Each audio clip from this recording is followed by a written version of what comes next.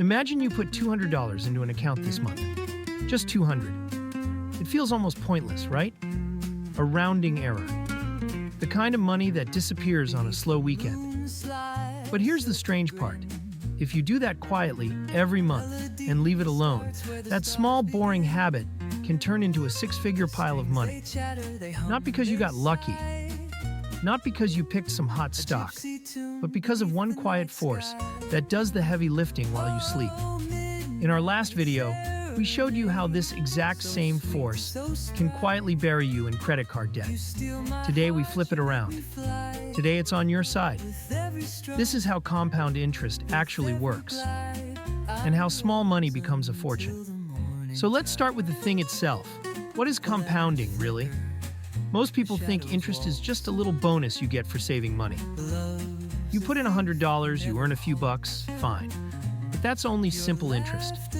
Interest paid only on the original amount you put in. Compound interest is different, and the difference is everything. With compounding, you earn interest on your original money, and on the interest you already earned. So your interest starts earning its own interest, and then that earns interest too. Let me make that painfully concrete. Say you have $100 and it grows 10% in a year. Now you got 110. With simple interest, next year you'd earn 10% on the original 100 again. 10 more dollars, forever the same $10. With compounding, you earn 10% on the whole 110. That's $11. A tiny difference, one single dollar. But notice what just happened. Your money grew a little faster this year than last year without you doing anything. Next year it'll grow faster still. That extra speed, repeated over and over, is the entire game. Think of it like a snowball rolling downhill. At the top it's tiny, and it barely moves, but as it rolls, it picks up snow. A bigger snowball grabs even more snow with every turn. By the bottom of the hill, it's enormous, and you didn't push any harder. The hill did the work. With compounding, time is the hill. That's the whole secret. Your money makes money. Then that money makes money. It's slow at first, almost insultingly slow. And then it gets ridiculous. Which brings us to the single most powerful variable in this entire equation. It's not how much you make. It's not picking the perfect investment. It's time. Compounding rewards patience more than it rewards talent.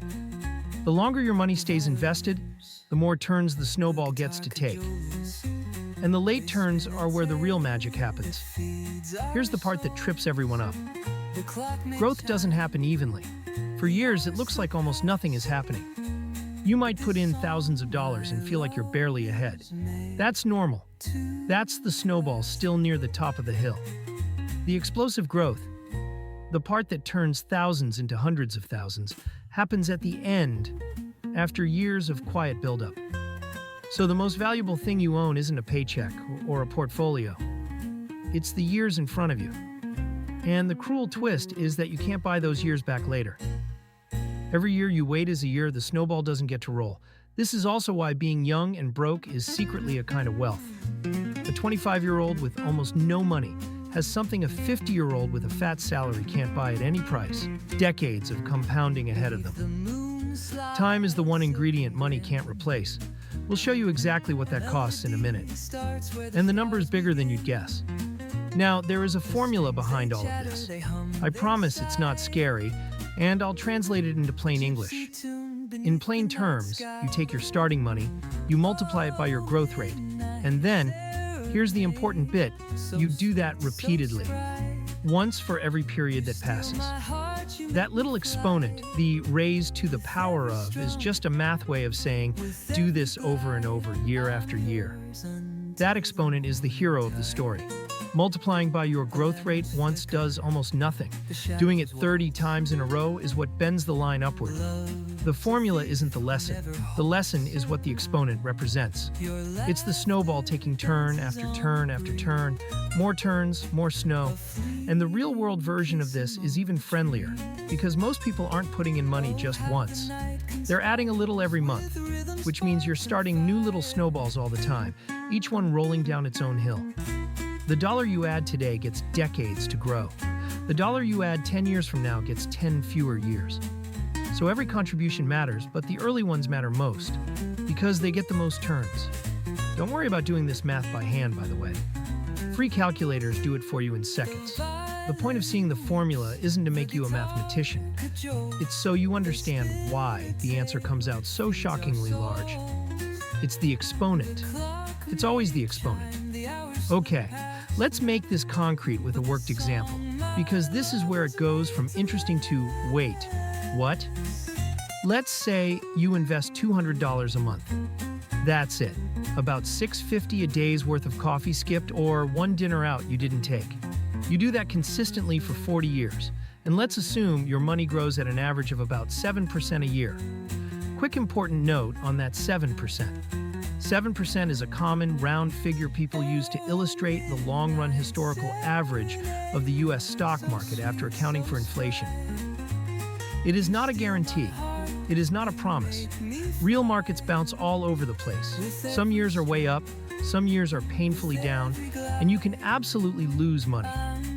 We're using 7% purely as a teaching number to show how the machine behaves, not to predict your future. So $200 a month. For 40 years at that illustrative 7%. Over those 4 decades, you personally contribute $96,000. Not nothing, but not life-changing on its own. And yet, in this illustration, the account grows to roughly $500,000. Let that land. You put in around $96,000. The other $400,000-ish? You never earned that at a job. The compounding earned it. The snowball earned it.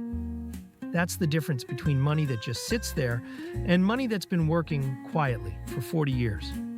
To check numbers like these yourself, the SEC runs a free compound interest calculator on their investor.gov site. No sign-up, no sales pitch. Just plug in your own numbers. Now, for the brutal flip side of that start early point. Let's talk about the cost of waiting. Picture 2 people, same $200 a month, same illustrative 7%. The only difference, one starts at 25, the other waits until 35, just 10 years apart. You might think the late starter ends up a little behind, 10 years out of 40, maybe 25% less? But that's not how compounding works. Remember, the biggest growth happens at the end, on the largest pile. By waiting 10 years, the late starter doesn't just lose 10 years of contributions. They lose the 10 most powerful years, the turns where the snowball was at its absolute biggest. In illustrations like this, that 10-year delay routinely cuts the final result roughly in half. Half. For waiting 10 years on a $200 habit. That is the real price of I'll start later. Later is expensive. Which is why, if there's one action item in this whole video, it's simply start. Even small, even imperfect. The snowball can't roll if you never push it off the top. There's one last thing nobody puts on a billboard, and it works in the exact opposite direction. Fees. When you invest, you'll often pay a small yearly cost called an expense ratio.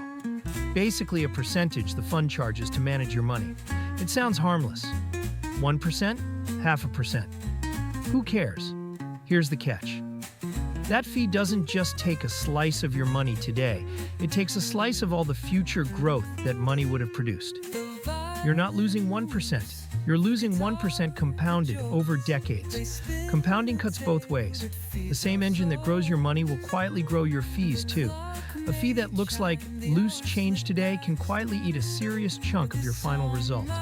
Over a 40-year stretch, the gap between a fund that charges, say, 1% a year, and one that charges a fraction of that can come out to tens of thousands of dollars. Money that left your snowball one tiny scoop at a time. So when you're comparing where to put your money, that little expense ratio number deserves way more attention than it gets.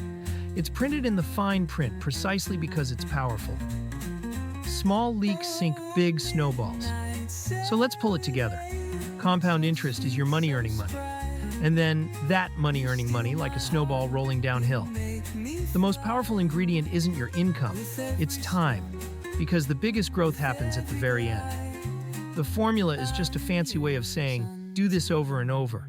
A modest $200 a month in our illustration can grow into a 6-figure sum over decades. But waiting even 10 years can cut that result in half. And fees, small as they look, quietly compound against you the whole way. None of this is a promise about your specific returns. Markets rise and fall, and you can lose money. This is about understanding the machine, so you can decide how to use it. This is education, not investment advice. If this made the gears click, subscribe, because next time we're answering a question almost everyone gets wrong: how big your emergency fund actually needs to be. It's probably not the number you've heard. See you there.